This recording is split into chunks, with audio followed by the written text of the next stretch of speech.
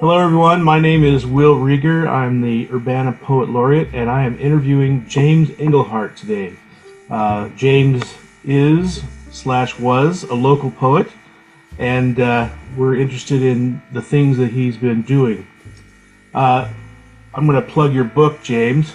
The book is The Bone Willows, or the Bone Willows. James, is this your only book, or is this the first of a series coming? Or explain to me what your plans are in the future. Sure. Now, this is my first book. I hope that there will be others to follow after, but for the moment, that's the one I have out right now. So it came out about 2 years ago, and it's been fun to have that out in the world and to read from it and to get some feedback from people. It's been really good. One of the interesting things about this book is it's written by someone who is definitely keyed into the Northwest, the Great Northwest, Alaska specifically. Can you talk about your sense of place as a poet? I mean, you wrote a lot about what was going on in Alaska in your life, but now you've been to Illinois and now you're back east. How does place impact the way you write? Well, I think place, it's key to all of us, I think, our work as poets. I mean, there are a couple of ways to think about place. For me, it's about the non-human world that's around me and engaging with that as a human. It's a way to get out of my own skin a little bit and to pay attention to the objects and the things that are going on around. And that gives you, I think, the kind of details that let you get into your own world a little bit, but also taking you outside of your own head, looking for inspiration, looking for words, looking for ways to think about relationships as well. But there's another way to think about place that's more sort of culturally centered. And I think there are a lot of poets who like to think about mythology, or they like to think about history and find their inspiration in those places that maybe aren't necessarily immediately around them, but are still part of who they are in a culture. Would you like to read a poem that's typical of your work? Sure. I've got one here called Security. Security. Beside a narrow parking lot between the post office and the failing mall, a mallard duck has set her clutch in grass and scattered gravel. A safe choice. Tucked against a chain-link fence, she's almost invisible. But I worry for the ducklings who will struggle to the slow creek. How does this mother duck weigh risks? Coyotes, cars, raccoons, bored kids. I want to tell her that I don't feel safe. I have no nest to guard, and routine binds me with wire. My arrival startles her into flight, and I kneel to take a few photos to prove to myself and my friends that she was there. I saw her, and that we don't know what waits for us, even when we think the day will be as safe as the one before. Soon she returns, a small brown body set against the world. That's nice. Talk to us about how that was written. How did it come about? What were the first words or ideas that came to you, and how did you work that into a poem? Sure. I think the thing that really caught my attention, this is set in Urbana, so it's right there in downtown. I think the thing that caught my attention was, I pulled in, there's this little duck that was hiding there. She took off, and there were like a dozen eggs in this nest. And I thought, wow. At first, I thought she was just sort of hiding, just sort of hanging out as one does. There outside the media center. But there was a nest. There were going to be ducklings. And I thought, well, it just struck me. I have my own little nest. I'm settled in the middle of a town. So there were these strange commonalities that I wanted to explore. And I wrote a couple of versions of this. It mostly settled down. I think the first draft had about 16 lines, which is close enough to a sonnet to tighten it up. Well, so one of the things that I also was thinking about was how these ducklings were going to get from there down to the creek, right? That's about, I don't know, a mile from there, and thought, well, this is a strange place to set a nest. So thinking about those kinds of things, and that nesting sort of became clear. I would consider you to be something of a nature poet. And so do you get out into the world? Do you experience nature? Do you take off on hikes or go camping, or how does that feed into your production of poetry? Yeah, there are sort of three levels of answer to that. I will absolutely cop to being the nature poet. Yes, that is where I look for inspiration for, as I was saying, language, for narrative, for a lot of different things to feed my poetic and just personal soul. I like to go out on long hikes, and some of my favorite hikes have been not on paths at all, just wandering around in the trees. So there's absolutely that, and that's something that's part of what feeds me. I'm also very interested in the nature that's around me. You know, on these walks to and from the U of I campus, there's a lot of nature. There's trees, there's small animal, there are, you know, the hidden hints of larger animals, of foxes and coyotes and the sort of medium range raccoons and all of these lovely things, and the bird life that's all there, and then the ways that the flowers are coming out, the trees are budding out. My walk during the springtime would always take longer because I would stop and eat mulberries. There's that kind of space that even in these sort of more suburban or small town settings, nature is there.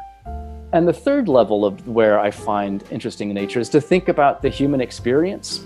I think of us as evolved animals. We are here on this planet and got here the same way that all the other animals did. But we do a very strange thing. We're talking over Zoom, and that's apparently something that this animal makes, right?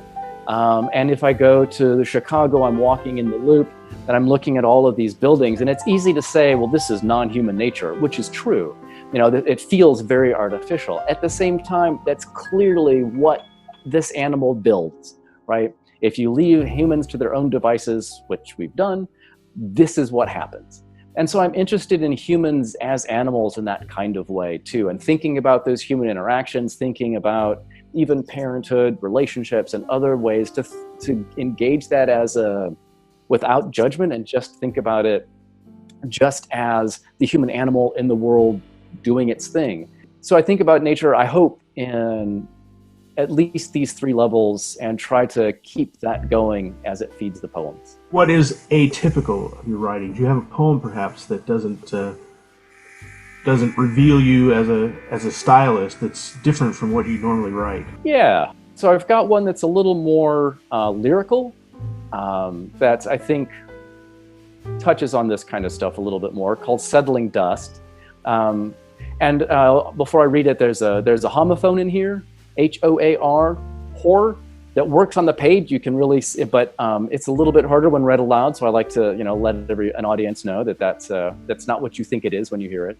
So I only know grasping, my hold on handles, car keys dropped below safety, 40 below rounded with a little snow.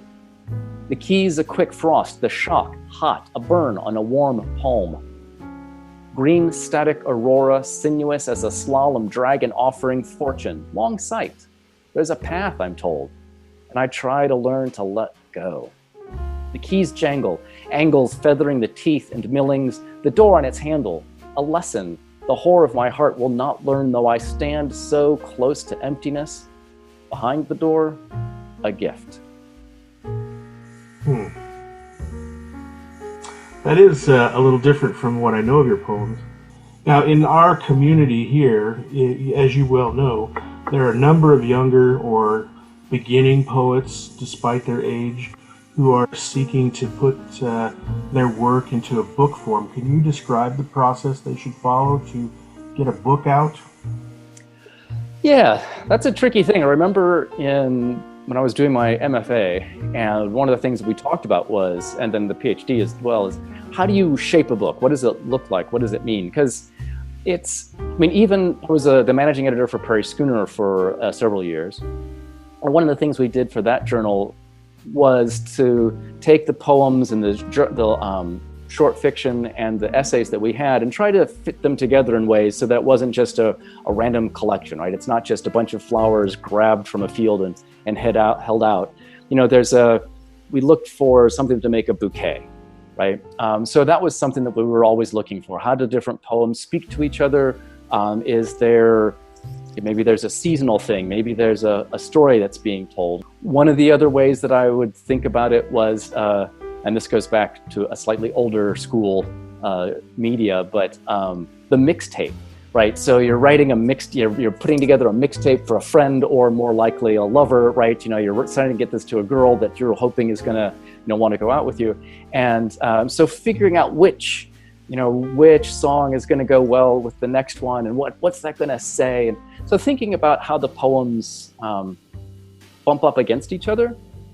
And when I was doing the Alaska Literary Series and working with poets who were putting together books, thinking about that as well, trying to find, a poem that then, at least one of them was simply a narrative. So she was just telling a story. And one of the things that we could work on was to say, so here are the things that are missing in the story. Here's something that as a reader, I want to know that you haven't written a poem about. So maybe add another poem there. I had another one that was more like my own work. It wasn't necessarily an overarching narrative. And so how do you find the themes that kind of come together, maybe pull different poems from what had been separate sections together to form a new section, and thinking about those kinds of things. The other thing that you can do with a book of poems is find the occasional relaxing piece, right? Not every poem has to hit you really hard if it's a book, and you can let a sort of quieter piece maybe interrupt some very heavy emotional work in some of the other pieces. But it's important, I have friends who will either spread the manuscript out on the floor, right, or pin it to the wall and find ways for the poems to speak to each other in juxtapositions that keeping them, in that linear next page, next page, next page, next page doesn't help you as you're crafting the larger piece. Do you have a poet in mind that you could recommend to other poets as the must-read now kind of poet? Yeah, I was thinking about that a little bit. Camille Dungy's work is absolutely astonishing. She's an African-American woman writing really powerful work, and particularly now she's got a lot of very, thematically present moment kind of pieces that are out there. And she's also a woman who's writing about nature and thinking about nature from the Black experience and from a woman's experience in ways that, that are not available to me in this skin, in this body. And that's important. And she's just a fantastic poet and a wonderful human being. So if you ever get a chance, if she's around and you see her, go and check her out, get her books, find her work online, and go and see her read. All right. I want to ask you one last question. Is there among your work a poem or a passage from one of your poems you would like to see carved on your tombstone? Not yet. Maybe at some point I still have that ambition to maybe write the poem that will stand that kind of set in granite kind of, but I'm not, I feel like I'm still working toward that. All the time. I guess this goes back to that ambitions for the poem and not for myself so much. And but that's a fun. I hadn't thought about that one, but yes, I think of like what's his name? The Spoon River Anthology, right? Right, Edgar Masters. Yep, and he's got part of his lines on that. It's like, yeah, nope, I haven't gotten to that place yet, but maybe give myself another 15, 20 years, I might get there. Something to aspire to. Right.